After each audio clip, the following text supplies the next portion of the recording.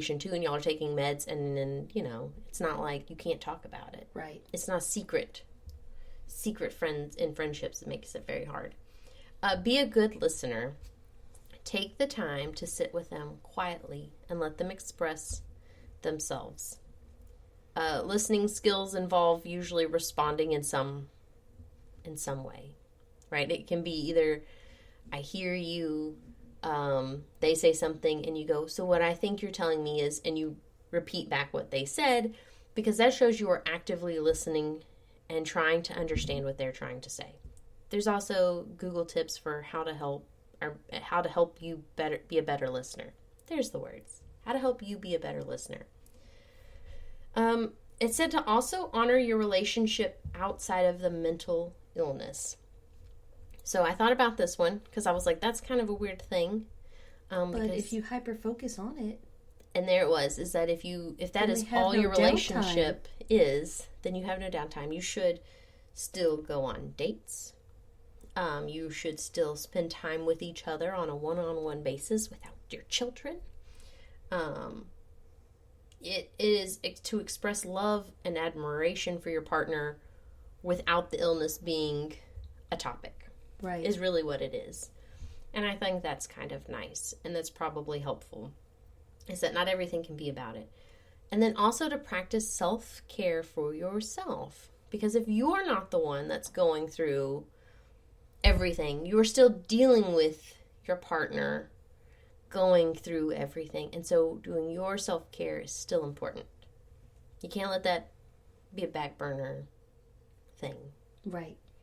So, take care of yourself to make yourself a better mom or wife or partner.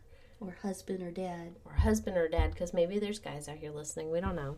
We're not judging. That's smart if you listen, if you're a man and you're listening, to get better tips for your wife. Yep. But anyways, self-care still super, super important. So, this wine is lovely, but I can definitely feel my cheeks are flushed. Oh yeah, with one sip. It was like, I'm warm. Hello, blood pressure. I know, right? I'm like, hello, you're warm. And it wasn't just me talking about my global warming. No, it's not you and your global warming, which I do. I find that fascinating. Global warming. So it's a very clear wine. It doesn't appear to have very many legs. You know what I mean? Like the legs when it runs down the glass? Yeah, no. Did you do that? There are some, but it's not as leggy as some other wines we've had. So the sugar, interestingly enough, seems lower. That's what that means, right? Yeah, but it smells so sugary. It does smell very sweet. I encourage you to buy this. We got it at Total Wine. I don't remember what we paid for it. Yeah. Oh, I have no idea. It's such a pretty color. Yeah, it's very pretty. I would say it's a ruby color. Yeah. It looks like a stone. Yeah, it does. It's very, very pretty. Very clear.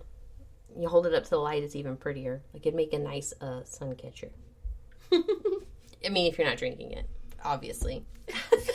If we're not drinking it, we're using it like that, we'd probably catch more bugs than anything. Little gnats. I'm not gonna think about gnats in my home. Did we mention that we live rural? We do live in the middle of nowhere, so that is the thing.